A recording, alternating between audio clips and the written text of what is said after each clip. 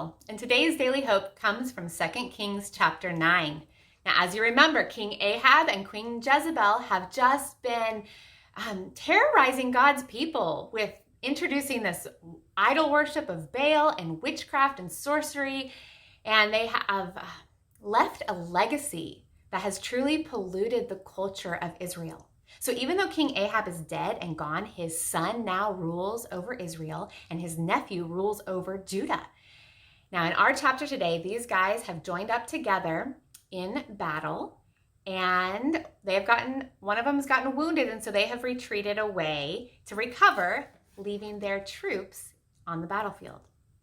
So Elisha, the awesome man of God, sends one of his prophets to anoint one of the commanders of the army troops that are left behind on the battlefield, to anoint him the new king of Israel. Now this man's name is Jehu. When the prophet comes to Jehu, he anoints him with oil and speaks over him. He says, I anoint you the king over the Lord's people Israel. You are to destroy the house of Ahab, your master, and I will avenge the blood of my servants, the prophets, and the blood of all the Lord's servants shed by Jezebel. The whole house of Ahab will perish. So when this man Jehu hears this word of the Lord, it is so clear to him that he is being called up, and he responds. He shares what this prophet has told him with the rest of his troops there. And these men, they respond immediately as well. It says they hurried and took their cloaks and spread them under him at the bare steps. And then they blew their trumpets and shouted, Jehu is king. They couldn't wait to fall in line with this guy and turn against the king of Israel, Ahab's son. So these guys they start to pursue after where the kings went to go rest. And as they are approaching, the kings see these guys approaching, and they send a messenger out to Jehu to ask, are you coming in peace? What news are you bringing? So this messenger comes up to Jehu and says, hey man, Jehu, you coming in peace? And Jehu says to the messenger, he says, what do you have to do with peace? Fall in behind me. And the messenger does. He immediately, swiftly switches sides. So the kings send another messenger, and they do the same thing. They join Jehu. And so finally the kings go, well, we better go out and meet him ourselves. We think that's Jehu. He's our guy. He's our buddy, our friend. He's on our side. So they go out and they say, Jehu, man, what's up? You coming in peace? And Jehu says, no. How can there be peace as long as all the idolatry and witchcraft of your mother Jezebel abounds?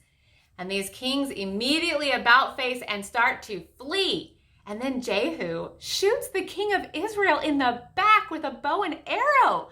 Now, I know a lot of what Jehu does in this chapter seems dishonorable. It seems so brutal and just vengeful. But you have to remember, Ahab and his legacy and his folks, they did not live with honor. They lived dishonorable lives that disgraced God and everyone around them. And so they're not allowed to die honorably. They do die dishonorably. And I think it's very intentional. And so the kings are killed by Jehu and his men. And Jehu continues on into the capital where Jezebel still lives in her palace.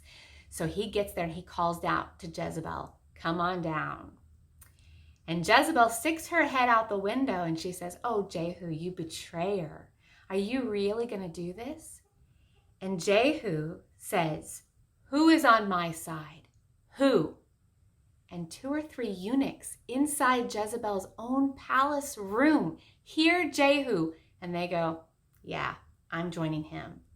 And they toss Jezebel from her own palace window, where she falls down to her death, where she is trampled, just like the prophecies said. God's word is fulfilled.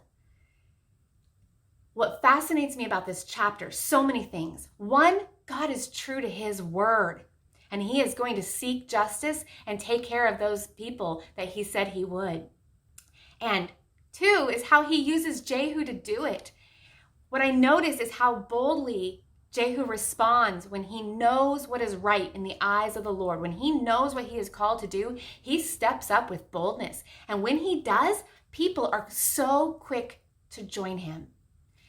His troops, the messengers, these eunuchs, it's as if they were just waiting for someone to go out there on a limb to do the right thing, because it gave them permission to do the right thing as well.